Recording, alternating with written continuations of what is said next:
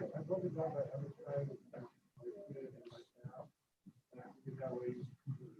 it is.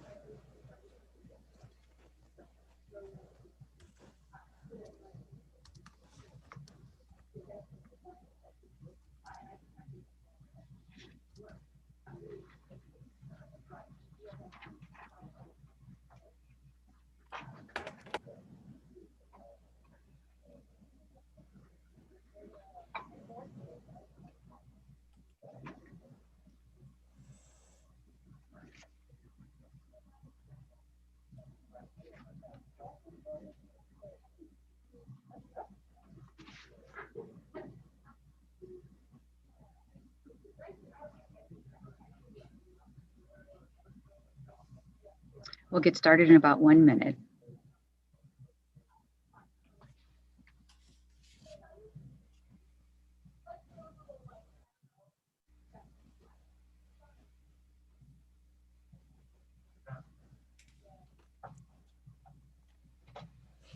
Okay, and the time is 1 o'clock. Okay, are we all ready to get started? Yes. All right. Good afternoon. Thank you for joining us today for this very special event. We are so excited to be joined this afternoon by Maxine Clark, who is a true VIP not only in the St. Louis area, but throughout the world. Ms. Clark is one of the true innovators in the retail industry. In 1997, she founded BuildABear Workshop, a teddy bear themed retail entertainment experience. Today, there are more than 500 BuildABear Workshop stores worldwide. In June 2013, Ms. Clark stepped down from her Chief Executive Bear role to apply her entrepreneurial skills to her passion for improving K-12 public education and encouraging and investing in women and minority entrepreneurs. In 2015, she began her journey to create the Del Mar Divine, taking a neighborhood eyesore and turning it into a multi-use real estate development with her neighbors and partners. The Del Mar Divine will open in the fall of 2021. We consider ourselves very fortunate to host Ms. Clark today and to be able to share her story and her thoughts with all of you. Today's session will be structured in an interview format. We have several questions prepared, but we really encourage you to type any questions you may have into the chat feature, and we will do our best to answer as many questions as we can. Before we begin, though, we have a few people from North and South Tech joining us, and I'd like for them to introduce themselves. Mr. Chandler? Hi, I'm Jeff Chandler. I'm the Career Counselor and Business Partnership Liaison for South Technical High School. Very happy to be here. Thank you for being here. Okay, Ms. Bengali? Hi, I'm Heidi Bengali, and I'm the Technology Specialist Instructor for North and South Technical High Schools. Mr. Lozzi? Hi, I'm Jake Lozzi. I'm the building principal at South Technical High School. Thank you very much, everyone, for being here today. Okay, and Ms. Reed? Hi, I'm Davina Reed. I'm one of the counselors at North Tech High School. And I am Sally Defani, Administrator of Partnerships for Special School District. Okay, I think we're ready to get started. I guess we'll just go ahead and start with our first question, which comes from Mr. Lozzi. Hi, Maxine. This first one is about your education. Could you tell us a little bit about your background in education? What did you study and what kind of student were you? That's a great question. Actually, the reason I was a great student, not necessarily a straight A student, was because I loved school.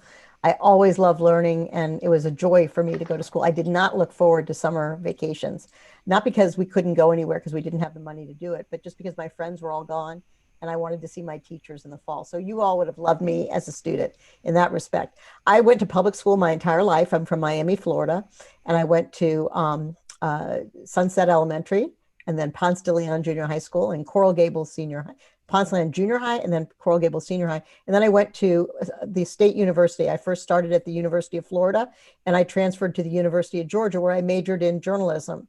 I loved writing, and I loved news, and I wanted actually to be an attorney. And everyone told me that good writing skills would be necessary, and sort of being a newscaster, writing news, all those things would be good skills. And I loved it. I actually loved advertising and marketing, my favorite. It didn't turn out to be news writing. But I went off to law school, and I had to work to go through law school. So I had to get a job. And the job that I got, I loved more than the law school. So I took a leave of absence from law school. I'm still on that today, some almost 50 years later. So.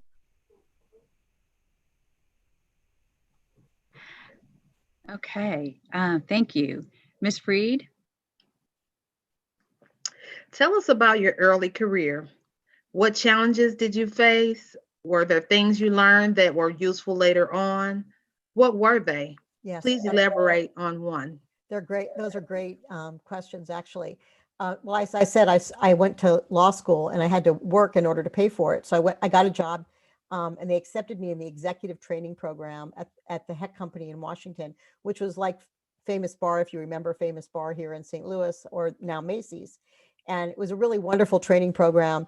And I got to go to school at night. So that really worked out for me.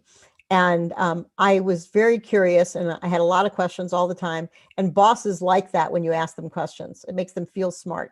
But I really needed the answers to be successful. And unfortunately, about 6 weeks into the job, my boss had a heart attack, and they needed me to fill in. He was going to be back, but it was going to be 6 months. And so I got a chance to do his job. I had no idea what I was doing, but because I was good at asking questions, all the people guided me, because they wanted him to have a successful season, even though he was out sick. They didn't want him to come back to a disaster. And so they taught me so much, and I was a great student. I mean, I wanted to learn, and I knew what I didn't know. That's still my strength today. And so my early career got me off on a good foot, because I raised my hand and said, I'll do it. And all along the way, they taught me. And then that allowed me, when he came back and everything was rocking and rolling and being successful, they promoted me.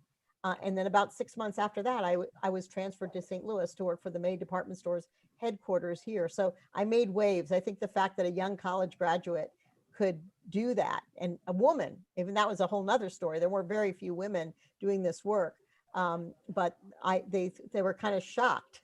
And I think that shock sort of gave me some fame that I would not have normally had. Okay, I'm wondering, could Ms. Clark, could you check your microphone? Maybe just, is anyone else? Okay. Can you hear me? Okay. All right. Thank you. I'll hold it. Okay. Thank you. Thank you very much. Okay, Mr. Chandler. Okay. Were there things that you learned either in school or out that were surprisingly useful to you in your career? What were they? And please elaborate on one. In high school, I was the editor of my high school newspaper. And that was, really a fantastic job. It was my first job, really, because we had to go out and sell advertising to the local businesses. We had to work with a printer to get it printed. We had to write editorials. But the best part of that was learning how to sell, because I had to go and sell advertising. And I never had done anything like that. And I had to convince businesses in the local community that our high school students would use their products. And I had no clue, because it was a gas station. There were lots of different people, but people really wanted to help us, and they were willing, and the price was right.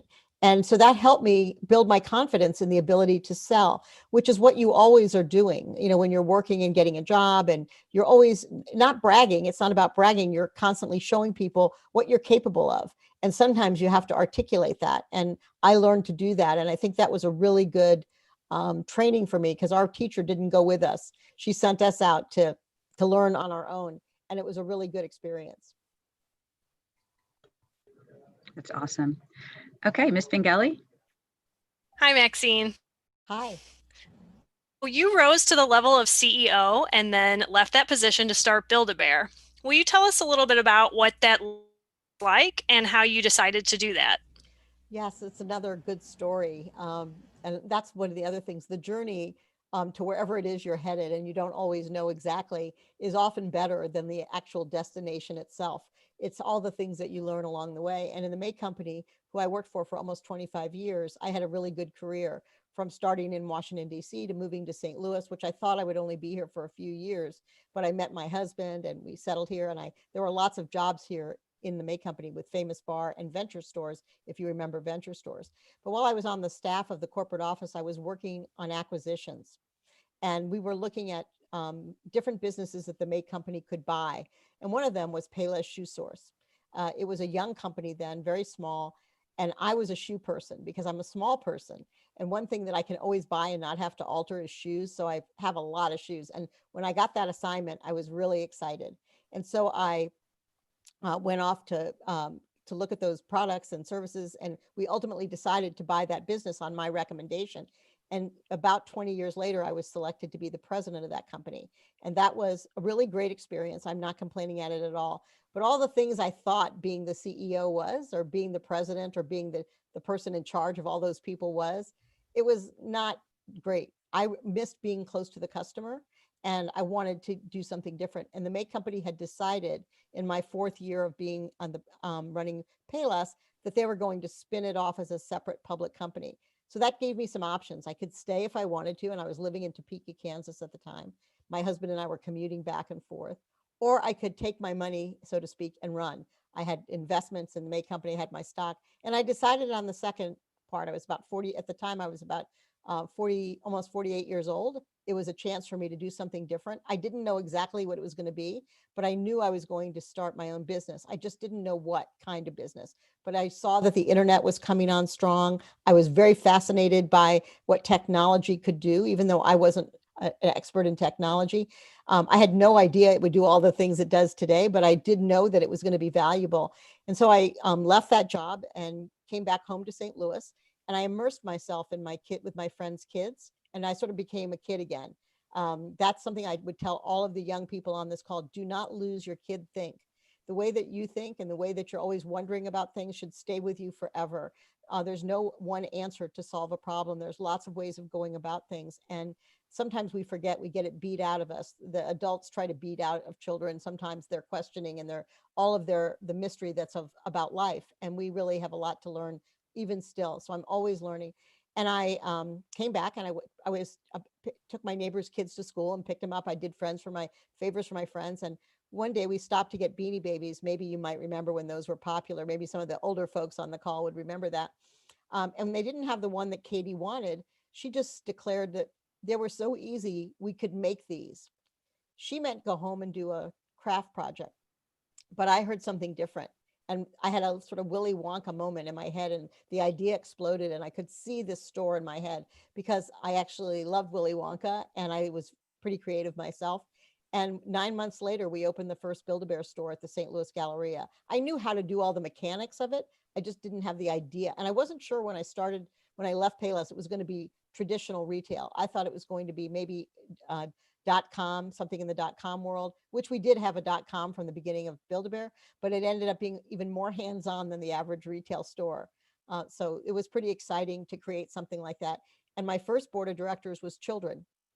We had kids, about 20 kids from age 5 to 17 that helped me come up with all the ideas. They were terrific. Okay, just a reminder to our students to please type any questions you have for Ms. Clark into the chat, and we will answer those. So you talked a bit, Ms. Clark, about how you came up with the idea for Build-A-Bear. Was it hard to sell that idea? And what role did creativity play? Yeah, it was a little hard because at first the adults, any child that I asked about it, loved the idea. It didn't matter how old they were, as long as they hadn't passed 30, they thought it was a great idea. And then, but parents thought, well, why would anybody want to make their own stuffed animal? We could buy them at Target or Walmart or in the toy store. And I knew that with the response of children that I should go forward. And so we did. It was those believers that really kept me going. The banks were a little bit questioning, why would anybody want, they had, but eventually what was really funny was, maybe some people remember this at the time, Ralph Lauren, the designer Ralph Lauren, was making a lot of things with teddy bear motifs. And I started going to meetings, and the bankers, the male bankers, would wear a tie that had teddy bears on it, or they would wear socks that had teddy bears on it, or they would tell me about their child's teddy bear. And I could see they were warming up to the idea. It just took a while. And I think it was my persistence, my tenacity, my grit and determination that convinced them. I had a track record of success in other area, but not my own business. And so I had to borrow money. I had to, set up a bank accounts for all this. And there were some, people wondering about it, but fortunately I had enough of my own assets that if they said no to me, I could still do it. And I had established a maximum that I thought I could lose if we didn't do well. I said, okay, I'm going to put this much money into it. If I lose it, I lose it. But I wasn't really thinking I was going to lose it. I knew it was going to be successful. I just didn't know how successful. So we were able to exceed my wildest expectations because the customer had so much imagination, and Build-A-Bear was a store that allowed the customer to have imagination. When we started, we just had teddy bears, just teddy bears, bunny rabbits. But now we have characters like the child from Star Wars, and we have all kinds of characters. I brought him today. He wanted to come to the meeting. Oops, that probably affected my microphone here, but it was all up to children, and we haven't made all the ideas that the kids had thought of. We still are inventing and taking from that list of original ideas that children gave us. So I think that's why we got started, is that there were enough good believers, ultimately the customers. And then once we got to open, the doors were open, people were so excited about it. There were lines out the door. And the St. Louis customer, we started in St. Louis, was very supportive. They wanted us to be successful. And then, of course, the word spread when they brought their families to town for Christmas or whatever. Other people saw it. And by the following year, we had 4 more stores, 4 stores in total, 2 in Chicago and 1 in Kansas City. And then the next year after that, we opened up 10 stores. So we were on a fast growth. It was catching on pretty quickly. Okay, we did just have one question come into the chat asking about your family and what role your family, and if you have children, that your children played in this. You've alluded to it, but was there any other influence they had? Actually, I have no children. People are surprised by that. But I have a ton of children because all my friends' kids are sort of my adopted children. And now most of them are in their 20s and 30s. But and my involvement in education, I've been working a lot in education. And so I have a lot of children, young people that I've mentored that are in college, just graduating from college, but we've been moving through the pipeline. But my husband was an incredible support. His business, he's also an entrepreneur. His business was called New Space, and they built closets and office interiors and all kinds of organization, which I needed. And so Bob helped me design all the stores. Not the first store. We hired a big designer to do that, but he helped me build the stores. And New Space took on a new line of business of doing store fixtures. And those store fixtures that you see in the St. Louis Galleria have been there for over 20 years. They still look like new. Of course, we've done some remodeling in other stores, but that one is still the original store. And every time I go in there, which is often, I'm just like sort of blown away that it looks so good still. So he was my right and my left hand and my number one cheerleader. And while he was helping me grow my business, his business was also growing. And he had a great team of people in St. Louis that were in the construction and the home improvement business. They have a factory over in Overland where they build all the closets and all the offices. And they have wonderful people that were always glad to go into a Build-A-Bear store and install the fixtures for Build-A-Bear too. Okay, so a couple more questions have come in. One student is wondering about the capital that it takes to start a company. Mm-hmm. That's a great question. Thank you for asking it. And capital is a big challenge. It depends on how big you're going to start. Like I mentor a lot of young businesses that are direct to consumer, like they sell on Instagram. They make a product and they promote it on Instagram, and somebody writes an order and they ship it from their living room, literally. And they just need the initial money for the inventory and for the web design and things like that. And that's sort of a modest way to start. And many of them started exactly like that, with just a few products on Instagram and they're selling thousands and thousands of them today. And actually the business, the sales that you get, one good thing about retail is that you get instant gratification. You might put something out there, especially on Instagram or Facebook, and somebody sees it and buys it, and they pay you with a credit card, and you get that money right away. Where other businesses like the home improvement business or construction, they take a much greater investment. Build-A-Bear did take a great investment because we had to build that first store and we had to buy the inventory. And so I had worked hard for 25 years for the May company. I had saved my money because I was working so hard. I didn't have a lot of time to spend it. And I put my own money in, and then we were able to um, have a line of credit with a bank for our inventory so that we could buy our inventory. And so it went like that. We ended up also raising private capital as we were growing really fast. Other people wanted to invest in Build-A-Bear. So I took on investors, which is a complicated proposition sometimes. A lot of times you don't want to share your business with somebody else because you want it all to yourself, or you're afraid that they might try to take it away from you. But I believe that I would rather have a small piece of a big pie than a big piece of a small pie. That was my philosophy. And I'd worked for a big company, so I was not afraid of getting big. But with a lot of the young entrepreneurs that I mentor, most of them are young women of color.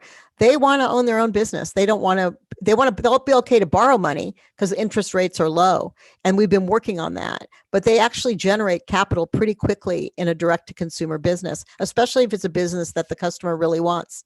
And they do want these businesses. That's one exciting thing that I'm seeing in the entrepreneurial world, is that young people, particularly young African-American young people that I work with, they know what they want, and they can't find it.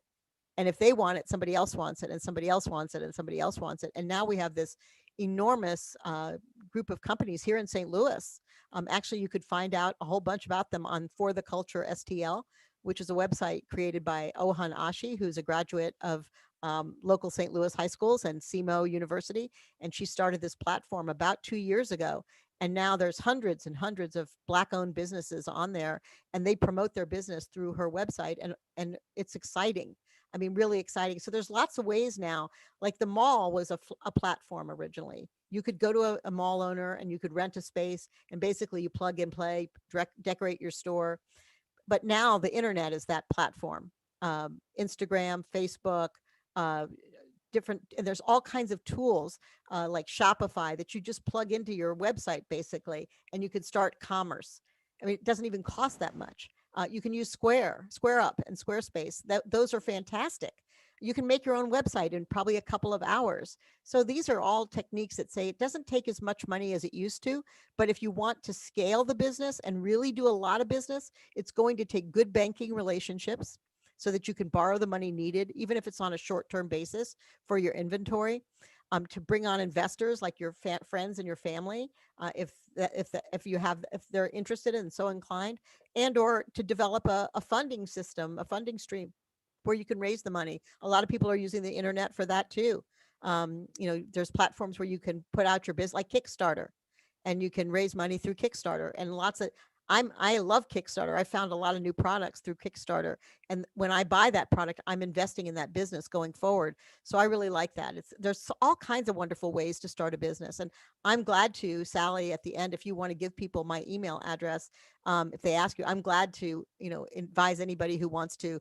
I love doing that, especially young people, because I think they're the future of our community. But there's so many good ideas in their head. I want to help them get them out there. That's wonderful. Thank you. We appreciate that very much. Okay, we have several more questions coming into the chat. A couple of them go together. The first part is, how long did it take you to be successful with Build-A-Bear? And then what feeling did you have once you realized that this was going to work and be successful? Yeah, we were pretty successful right away. The first day we opened on Sunday, October 26th, almost 23 years ago, we opened up a Sunday night. We had a friends and family party, and a lot of my friends brought their friends. There were more people than I invited standing in line, and I was like so overwhelmed. I was very excited, but I knew that it was going to be successful. But the real knowledge came the next morning, because one of the news stories had done a story on us, and one of the TV shows, Show Me St. Louis. And The next morning I was in the store, we were opening up the cash register, getting ready for business. And I saw these people coming into the mall. They had actually kept their children home from school. Sorry, teachers. They kept their children home from school so they could go be the first in the door to come to Build-A-Bear. And I knew right then we were going to be very successful when parents wanted to take their kids out of school to come to Build-A-Bear. So that was the one, probably one of the most fun days of my life. Not the children skipping school. I would have never done that, but my mother would never have let me. But the fact is that the parents wanted to do it with their children and they didn't want to wait till Saturday. So they came on Monday, which was terrific. That's wonderful. One of the students is asking, what are some ups and downs you've had along the way? That's a good question. Well, we had an up and down, a down really quickly in the process. About a month into the opening up of Build-A-Bear, we had used a warehouse in North St. Louis. It was called the Lanter Warehouse. It was over in the old GM plant there, and they converted those into a lot of warehouses. And we were using, we were on the first floor of a warehouse that also had refrigeration and Emerson air conditioning systems and all kinds of big, heavy things. And I got a call. I was in the store on a Wednesday with some investors, actually, some of my investors. And we got a call that the warehouse, the roof of the warehouse had caved in. You might remember hearing about this story, not the children, they wouldn't be old enough, but the, oh my gosh, I was really in shock because they said, unfortunately, the roof caved in and it destroyed all your boxes. And that was all the merchandise I had bought to last from the opening of the store in October through to Easter, because I wanted to get through Christmas and know how much more to buy. So everything we owned was right there in that warehouse, except that what was in the St. Louis Galleria stockroom. So I went into a really quick panic, and then I relaxed and I said, okay, I've got to take care of this. And I went in the back room and I called all my manufacturers in China. Everything was made in China, except the boxes, the condos. And I called them and I told them what had happened. And they said, we'll figure this out. Call us tonight and give us the exact quantities that you want of everything. So I could get back to my office and go through the reports. And I called our box printer who was out in the countryside of Missouri, and it was deer hunting, and they were all on deer hunting. And the secretary answered the phone and she said, I don't know if they can come back. They're on deer hunting. And I said, well, could you call the owner and ask him what they could do? Because our boxes, if you remember, the Cub condo that the bear goes home with is really popular. They did go home from deer hunting, and they did go and make the boxes, but it still took us about a week to get them all. So we had to give rain checks for the boxes, and people came back in because they wanted their box. So that was a good thing. But that was one of the mistakes that I made at that point that I didn't realize I'd made until this mistake happened, was I didn't have enough insurance. I did not take out the right kind of insurance. And luckily I had investors. We had the financial wherewithal. I did have insurance, but it wasn't as much as I really needed. And so, and we didn't get the money that we were supposed to get for 5 years. So it was lucky that I had the vendor relationships and the money in the bank that I had of my own money. But I learned that really quickly that I had to have business replacement insurance, all kinds of different insurances that I did not know about. And my insurance agent, who I don't think he thought I was going to be that successful, so he didn't bother to tell me all those things. He made sure I had liability, and he didn't want me to spend a lot of money until he knew I was going to be successful. So I learned quickly, thank goodness, that number one, your vendors are your partners, and they will do everything that they can to help you be successful, to have more insurance, and to keep cool even in the face of what seemed like a disaster. And one thing looking back on it was, when I went to look at the sales that night, I really dug into it. I realized that there were some things that we weren't selling. So all I had my manufacturers make was all the things that were selling really, really well. But by the time those things came in, we'd also sold out of the stuff that wasn't very popular. So it forced me to look at my inventory really quickly and to make some serious decisions about it. And everything worked out. It did work out, but it was a scary couple of months there. Okay. One of the students is asking, are you still involved with Build-A-Bear? I am on the board of directors of Build-A-Bear. I am still an investor in Build-A-Bear, but I spend only maybe like 10% of my time on Build-A-Bear, other than when I go to the store and I'm shopping and I'm engaging with customers because I love to do that, or people recognize me. And I'm still a spokesperson for Build-A-Bear in a lot of ways. They use me for that respect, and I'm the founder. I'll always be the founder. But about 12 years, not 12 years ago, in 2013, we hired a new CEO, and her name is Sharon John. She does a great job, and many of the same team members are there, helping her. So it's been 7.5 years, I think, and all's well so far. That's wonderful. One of the students is asking if you are still a St. Louis resident or if you have relocated. No, I live in St. Louis, in Clayton, Missouri. We don't have a second home. This is our only home, and we spend a lot of time here in St. Louis. My husband and I both are very engaged in, I'm on the board of WashU and he's on the board of SLU. Plus all of our other charitable endeavors that we do. We roll up our sleeves and get involved. I'm on the board of Beyond Housing, and one of my favorite things to engage with. And I'm on the board of the 9 Network, and lots of things that I get to do that I never could have done when I was running my business, not enough time.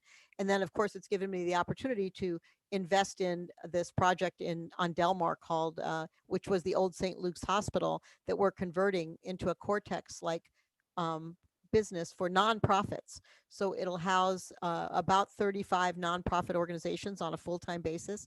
We'll have a co-working space for others, and we'll have apartments for teachers, nurses, social workers, public health, public safety, those young professionals that make that 35 to 50,000 and want to live in a cool place. And this location is right between the Delmar Loop and the Central West End and near Forest Park. So it couldn't be a better location.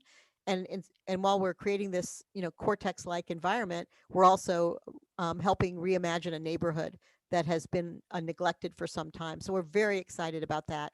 And it's been a labor of love, not as easy as starting Build-A-Bear. That was easy when I look back on it compared to doing a project like this, which is I'm not in the construction business. I had to reach out and use my partnership skills to the maximum to do this project, but it's a labor of love, and I can't wait till it opens next fall. And maybe we can actually think about bringing a bunch of students when we can bring them into the building and see all the trades that are working in there and all the jobs that will be created by this one building that's being reimagined. We'd love to do that. Thank you. This next question must come from one of our health sciences students because it involves, it asks if you have ever partnered with hospitals, and if so, maybe what hospitals? Mm-hmm. Well, I'm on the board of Barnes Jewish Hospital, so I do a lot with Barnes Jewish Hospital. But this building, I'm glad they asked this question because I should have said this. Our tenants are about a third healthcare related, a third education related, and a third community building organizations. So all of them came to this building to collaborate. That's the whole idea behind this building, is to work together for a better St. Louis. And we don't have to be formally tied together legally or otherwise to work together, but space and place is really important. The more close by you are, the more likely you are to work together and to see somebody in the elevator and say, oh, I have an idea. Why don't we meet for coffee? And those kinds of opportunities will triple, quadruple, and they will benefit St. Louis. So we do partner. I care. Many of our organizations, I said, are in the healthcare, and we want to connect them. One really exciting tenant is a new, right on our main floor, is going to be called Greater Health Pharmacy and Wellness Center, and it's founded by a young 29-year-old St. Louis graduate of Metro High School. He came back to St. Louis to open up the first Black-owned pharmacy in 4 decades in St. Louis. And it's going to be a health and wellness. And he is also partnering with the organizations that are in our building. And he's going to have, it's going to be fantastic. I'm so excited about that because it's a new entrepreneur. It's somebody who grew up in St. Louis and wanted to be in, I don't think he knew he wanted to be an entrepreneur. Let me tell you what he's been a teacher since he graduated from college, got his PhD, and he decided that he wanted to do something a little bit different, more innovative than what he was doing, as he was head of innovation, actually for Teach for America in Las Vegas. And when he wanted to come back home and do something really constructive for St. Louis. So we're excited to be his first location. Wonderful. One student is asking, what types of design opportunities might there be at Build-A-Bear? There are design opportunities. So there's designers that work in the store design department right now they're, because of COVID, they're not opening up very many stores, but there's designers that do all the space planning for the stores. There's product design. So our bears wear very fashionable clothes and shoes and all kinds of accessories, and all those are designed by an in-house team that scours the marketplace looking at adult clothing and what's hip and cool, and makes all those things for bears as well. And we get a lot of compliments. It's always funny how everybody always is looking at the shoes. The shoes are incredible. I say you can never have too many shoes or too many teddy bears, and now teddy bears have shoes, so they're especially cute in that size range, and one size fits all, which is also easy to do. So we do have designers, and then there's different people might not think of this as design, but because we do so much statistical analysis now about the business from the website and from the sales in the stores, and we're always making decisions around data. Those data people design information that how you want to do dashboards, how do you want to track information, and it's a different bent, but it's still designing. It's really thinking about and then interpreting all those numbers. So a product designer interprets the sales. How many did we sell last week? Is it a keeper, or should we get rid of it? And a person who's looking at the data is giving that data and that information and can look at it ahead of time and say, this is really a big indicator. So technology pops up a lot of this information to us so we can make faster and better decisions. So that's a really important design element, even though it's not a designer as a fashion designer or a store designer, but they are designing for us technology systems and charts and ways of analyzing the business that are critical in today's world. Okay, and we have a student who is thinking about starting her own business, and she's just wondering what tips you have for her. Write a business plan. Write that business plan. I know a lot of people don't want to sit down and write, but you write that business plan. It is a changeable document. Of course, now you can do it on your computer and change it, because the first person you have to convince that it's worth doing is yourself. Then you have to convince other people, like a landlord, if you're going to make a store or a shop or some kind of a place where you have to locate it. And if you can't convince yourself that it's worth doing, when you go to talk to them, they're not going to go along with you. A banker, the banks need to see a business plan. It doesn't mean that you have to have every number. Actually, we exceeded all of our numbers. I did a 10-year business plan. Nobody does that anymore, but I did it for myself because I was older. I thought about working for the next, at that point, 12 or 15 years, how long was it going to take me to get the business? I wanted to look at it across a matrix of the years. And so I did do a 10-year plan, but that's not necessarily required. But really putting every idea, I say build the Bentley, which is a really expensive car, and then figure out how to do it on a forward budget. Because if you have every dream that you possibly had on paper, and then share it with a few people that you trust so they can give you feedback. And I know a lot of people are worried about sharing their idea because somebody might copy it, but nobody has your heart. And so they can't see what you're seeing in your own head that's coming from your heart and what you feel about the business. The other thing is today there's opportunities for these if it's a store, a retail idea, there's opportunities for short-term leases like a pop-up store. There's also ways you can try it on Instagram or try it on, some kind of platform that doesn't require you to have a lot of inventory and or a lot of real estate investment. So there are lots more ways today to try it. But I would say first, write yourself the plan and be sure you want to do this. And even if you're a person who sometimes can talk yourself out of it, don't take that easy route. Let other people give you feedback and then add to the story, add to the plan, make it a bigger plan even. It doesn't mean you're going to do it all in 1 year or 1 month or even 5 years, but lay it out on a plan that you can at least see where it's going to come from. And then also, if you aren't particularly good at the financial planning, get somebody to help you, one of your teachers that's really good at financial planning, to help you look at the financial planning and what money you might need. And don't let that deter you either, because a good idea, there's always money for a good idea. And in St. Louis, we have Arch Grants, which is actually designed to give you a startup grant of $50,000 if you win. They give it to about 25 companies a year. Not many cities have that. A startup grant of $50,000. That's a good amount of money to start to start, especially if you have but they require you to have a good plan. And they want to know that this could possibly turn into a business that keeps people in St. Louis, creates more jobs in St. Louis. That's their goal. So there are a lot of tools like that. And I'm glad to, I have my book. I wrote a book in 2006 called building a company with heart, the Bear Essentials, building a Bear Necessities of Business, building a company with heart. And it really applies to any business, how to create a culture, how to, have a dream and make that dream come true. And it's available on Amazon, but I also would be glad, Sally, to give you some to distribute to the students. I have a lot in my office if any student wanted it, and I'll send them over to you, because I think it really helps to read what somebody else has done. And I read every book by Howard Schultz and the guy that invented McDonald's and Ray Kroc, and I've read every business book like that. And honestly, there are really not that much differences. We all just had a passion, and we decided to take that passion to hamburgers, coffee, and teddy bears. It's a certain, tenacity that we all had that made us do it. And a lot of the students have it. They just haven't yet found that magic turn on that's going to make it happen, but they will. Okay, thank you. One student is asking about, at Build-A-Bear, did you collaborate with any brands?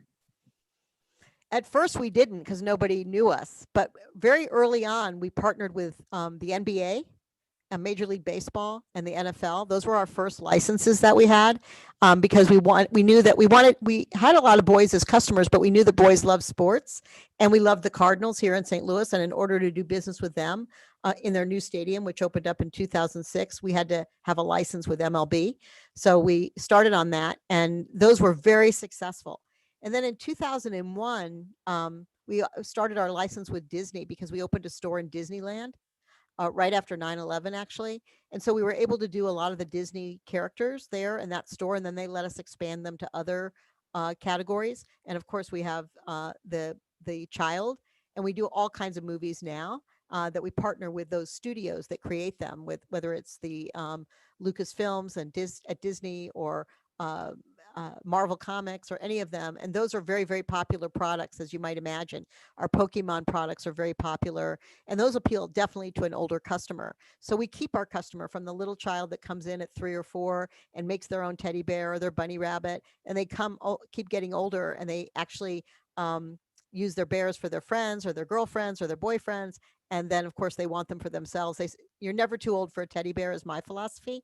And the teddy bear is not necessarily just a teddy bear.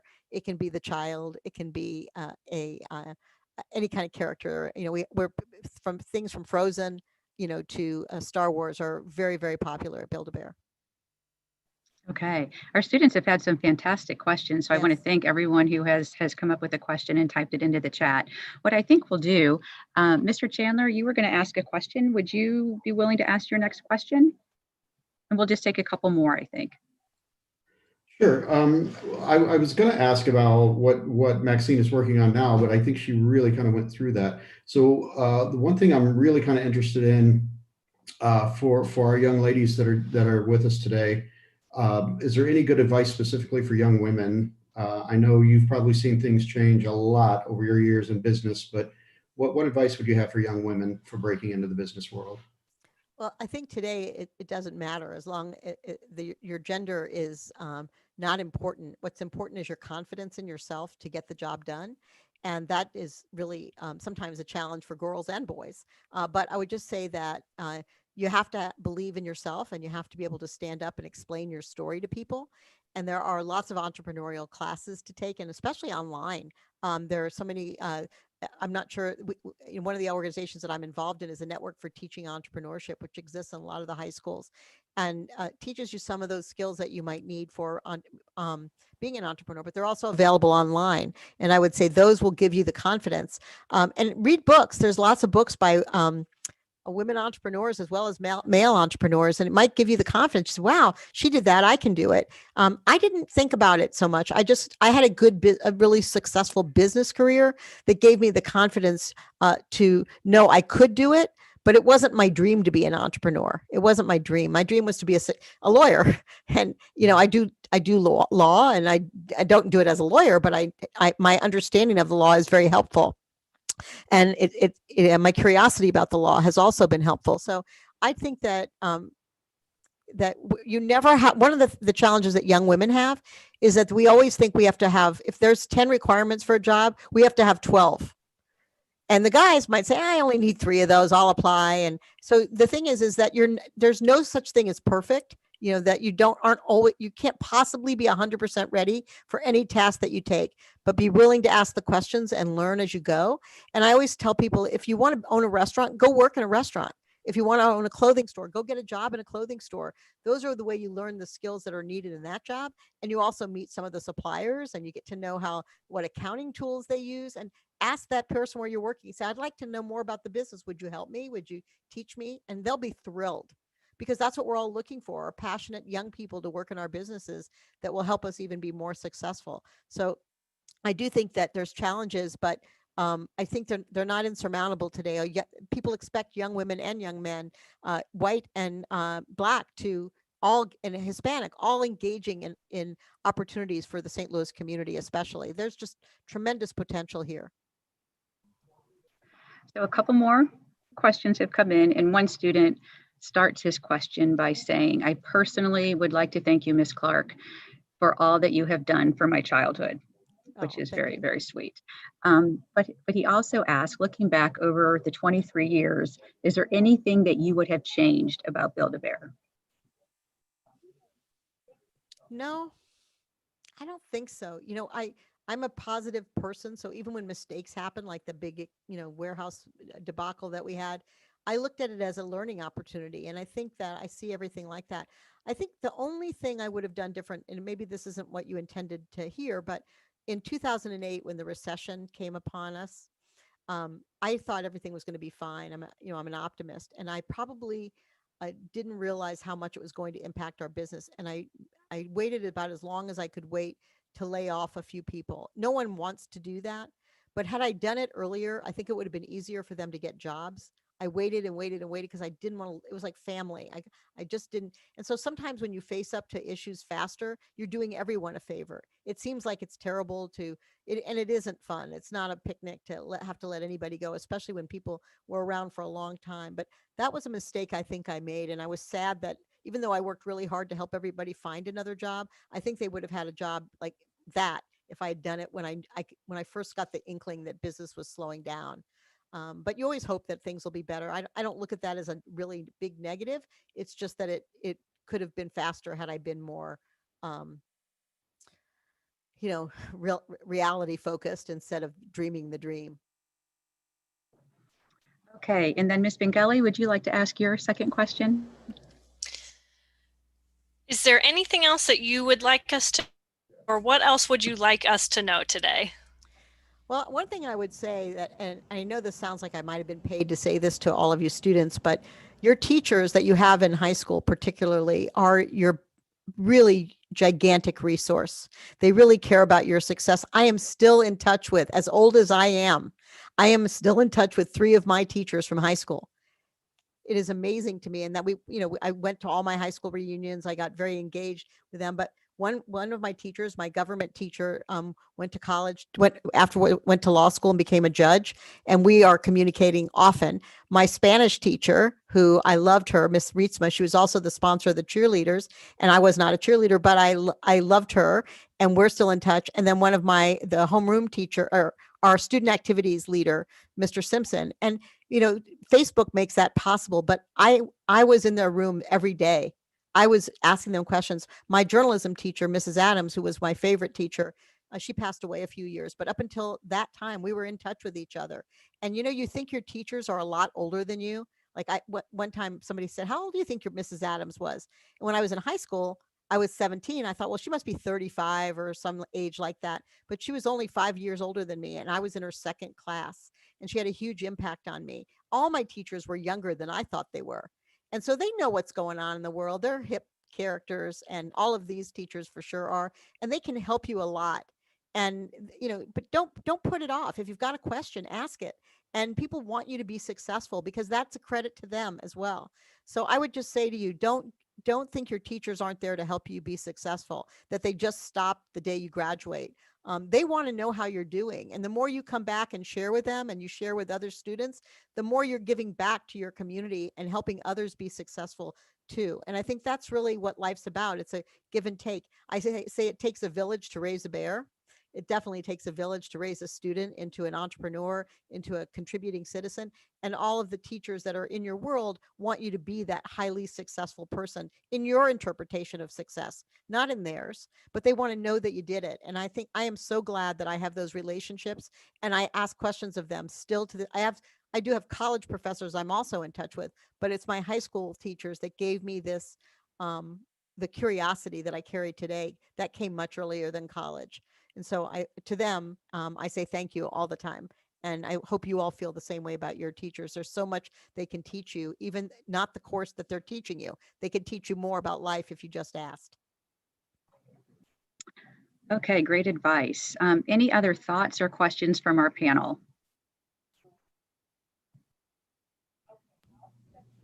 I'd just like to add, Maxine, that I really appreciate you coming in today and talking with our students. As much as we want to be influencers in what they do on a daily basis, having someone like you and a premier individual in St. Louis come and speak with our students, and one, it makes them feel how important they are, and the cool things that they can achieve in our wonderful city. But it also just helps relay the importance of what they're doing on a daily basis, and setting goals and looking towards the future of what they can achieve. So I just wanted to say thank you very much for spending time with us today. You're welcome very much. And helping out our kiddos. It's my pleasure, and any other time that I can do it. It's interesting how the Zoom makes this more possible, but I do this all the time, even before Zoom. I love to go to high schools and talk to students, and college. I travel all over the country talking to college students. It is the future, and I want the future to be at least as good, if not 10 times better than it was for me. And the way we do it is we share, and I learn a lot in the process too. So any of those young people that are listening in on this call, if they have ideas and they want to share them with me, my email will be available to you. And I mean it. Just tell me write me and tell me you were on the class and that you had a question for me, and I will respond. And if for any reason you don't hear from me within 24 hours, I'm usually faster than that. Write me again, because I might have just missed it. But I really look forward to being there for you. And if I don't have the answer, I know other people in St. Louis that could help you. So if you've got an idea or something that you want, and the same is true for all of the school leaders today on this call. If you want somebody else that you think would make it be valuable for your students, maybe I know them and I can introduce you to them and bring them to your school as well, because it takes a village. Thank you very much. And I will share your email address, Maxine, with our you. instructors, who can then share it with their students. Thank you. Okay, I think that will conclude our session. Thank you. And thank you to all the students who joined us today. Yes, thank you for those great questions. Yeah, they really did. All right, everyone, have a fantastic weekend. Thank you, everyone. Thank you so much. Bye. Bye.